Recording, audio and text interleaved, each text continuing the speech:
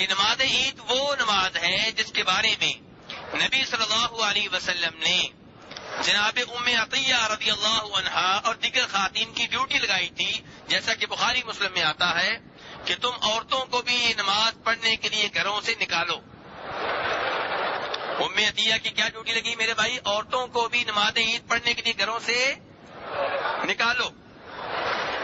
اب سوال یہ پیدا ہوا کہ بوڑھی عورتیں تو آ جائیں گی، لیکن جو نوجوان عورتیں ہیں کیا انہیں بھی گھروں سے نکالا جائے گا نماز کے لیے؟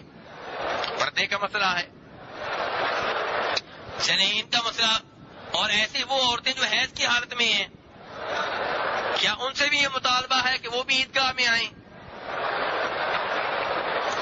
تو ام عطیہ کہتی ہیں کہ فرمایا نبی صلی اللہ علیہ وسلم نے عورتوں کو نکالو، حتیٰ کہ ان عورتوں کو بھی گھروں سے نکالو جو کمواری ہیں، نوجوان ہیں، دوشیزائیں ہیں، ان عورتوں کو بھی نکالو جو گھر کے اندر پردہ نشین ہو کے بیٹھی ہوئی ہیں، اور فرمایا ان عورتوں کو بھی نکالو جو حیض کی حالت میں ہیں۔ اب آپ سوچیں گے کہ حیض والی عورتوں کا کیا تعلق نماز عید سے؟ تو میرے بھائی اسی لیے تو ام عطیہ رضی اللہ عنہ نے یہ سوال کیا تھا کہ حیض والی عورتوں کو بھی نکالا جائے گا؟ تو آپ نے فرمایا ہاں انہیں بھی نکالا جائے، وہ بھی عیدگاہ میں حاضر ہوں، نماز نہ پڑھیں لیکن مسلمانوں کی دعا میں اور خیر کے دیگر کاموں میں شریک ہوں۔ اس حدیث کو روایت کرنے والی جو تابعیہ ہیں، صحابیہ کا نام تو ام عطیہ ہے، میں ان کی بات نہیں کر رہا، جو ان سے نیچے ہیں حفصہ، ان سے کسی نے پوچھا کہ کیا عورت عیدگاہ میں آئے گی؟ تو کہنے والی نے آگے سے کہا کہ جب حج ہوتا ہے تو کیا عورت مینا میں نہیں جاتی، مزدلفہ میں نہیں جاتی، عرفات میں نہیں جاتی؟ جب وہاں پہ جاتی ہے تو عیدگاہ میں جانے میں کیا حرج ہے؟ یہ ہے کہ نماز نہ پڑھے۔ میرے بھائی سوال اگلا یہ ہوا،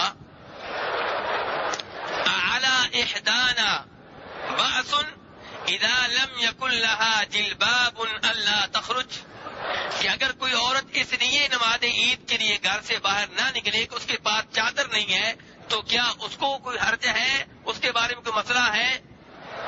آپ نے فرمایا لِتُلْبِسْهَا صَاحِبَتُهَا مِنْ جِلْبَابِهَا، کہ یہ عورت بھی گھر سے باہر نکلے، اس کے پاس چادر نہیں ہے، کوئی بات نہیں، اس کی سہیلی کے پاس، اس کی ساتھ والی کے پاس چادر ہوگی، وہ اس کو اپنی چادر میں شریک کر لے اور اس کو لائے نماز عیدگاہ میں یہ بھی حاضر ہو۔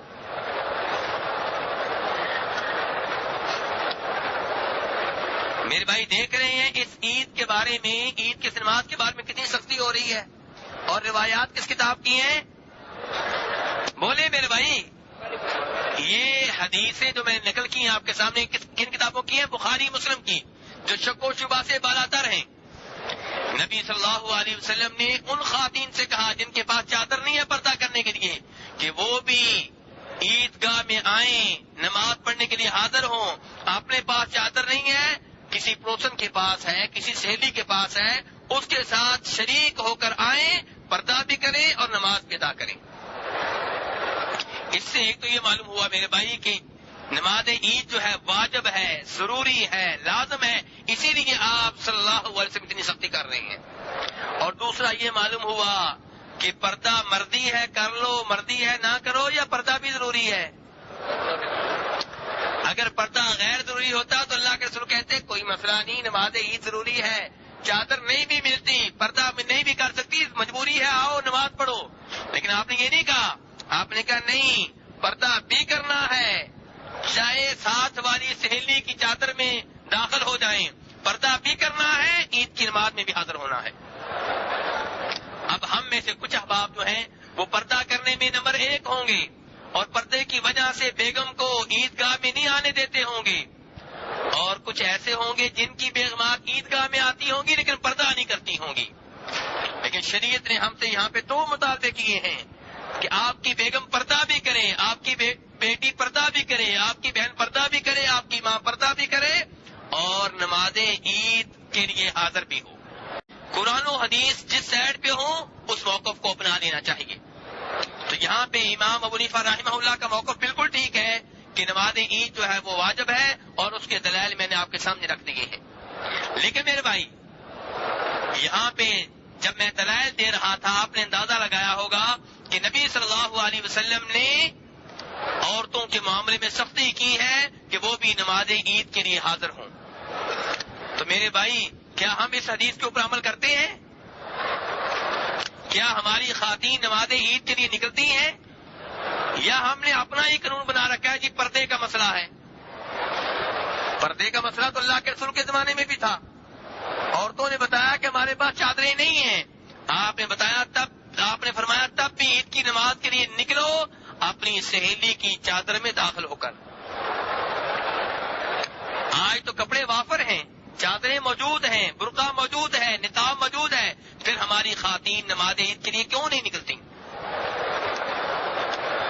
اور ہماری مسجد کے جو مولوی صاحب ہیں، ہماری مسجد کی جو انتظامیہ ہے، ہم ان سے درخواست کیوں نہیں کرتے کہ یہ نبی صلی اللہ علیہ وسلم کی احادیث ہیں، بخاری مسلم کی روایات ہیں، شک و شبہ سے بالا تر ہیں، آپ عورتوں کے لیے بھی بندوبست کریں، ان کے لیے بھی انتظام کریں. میرے بھائی مان لیا وہ انتظام نہیں کرتے، پھر بھی میری بہن نکلے پردہ کرتے ہوئے برقع پہن کر، پردے میں نکلے، چاہے نماز لے کے نکلے، سائڈ پہ کھڑی ہو کے نماز پڑھے. اور وہ وقت آئے گا کہ انتظامیہ مجبور ہو جائے گی کہ ان خواتین کے لیے بندوبست کیا جائے کیونکہ یہ آ رہی ہیں. تو میرے بھائی آپ بھی عورتوں کی نماز عید میں شرکت کے معاملے میں اتنی سختی کریں جتنی سختی نبی صلی اللہ علیہ وسلم نے کی تھی. بلکہ بخاری مسلم کی روایات ہیں کہ نبی صلی اللہ علیہ وسلم نے جب عید کا خطبہ ارشاد فرمایا تھا تو مردوں کو خطبہ دینے کے بعد آپ اسپیشلی عورتوں کو خطبہ دینے کے لیے ان کی سائڈ پہ آئے. جناب بلال آپ کے ساتھ تھے اور عورتوں کو آپ نے الگ خطبہ بھی دیا.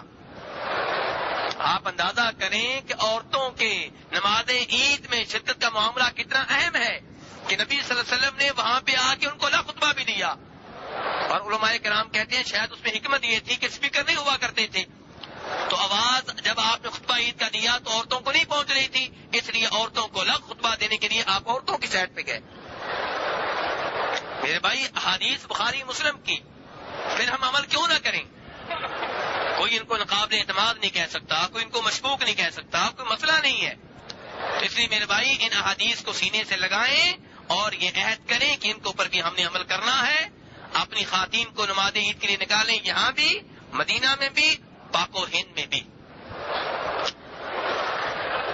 اور افسوس ہوتا ہے اس وقت جب ہم یہ دیکھتے ہیں کہ یہی خواتین رمضان کی قیمتی راتوں میں جو کہ عبادت کے لیے ہیں، جو کہ شب بیداری کے لیے ہیں، لیکن شب بیداری کا مقصد اللہ کی عبادت ہے، ان عظیم راتوں میں نکلتی ہیں عبادت کے لیے نہیں، شاپنگ کے لیے، چوڑیاں خریدنے کے لیے، کپڑے خریدنے کے لیے، جوتا خریدنے کے لیے، بچوں کو لے لے کر. اور وہ عید جس کے لیے ساری شاپنگ ہوئی تھی وہ عید پڑھنے کے لیے نہیں نکلتی. کپڑے کیوں خریدے کے جا رہے ہیں؟ عید کے لیے. جوتا کیوں خریدا جا رہا ہے؟ عید کے لیے. چوڑیاں کیوں خریدی جا رہی ہیں؟ عید کے لیے. لیکن عید پڑے گی نہیں جی، عید نہیں پڑیں گی. تو میرے بھائی اس لیے اللہ کے لیے نبی صلی اللہ علیہ وسلم کی حدیث کو سینے سے لگائیں.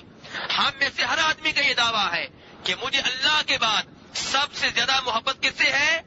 نبی صلی اللہ علیہ وسلم سے ہے. اگر واقعی اللہ کے رسول سے اتنی محبت ہے تو پھر اللہ کے رسول کی حدیث کو تمام لوگوں کی آراء کے اوپر رکھیں. اس معاملے میں گاؤں کے قاری صاحب کی بات نہ مانی جائے، اس معاملے میں مسجد کے امام صاحب کی بات نہ مانی جائے، بلکہ ان سے بات منوائی جائے، ان کے سامنے یہ حدیث رکھی جائے.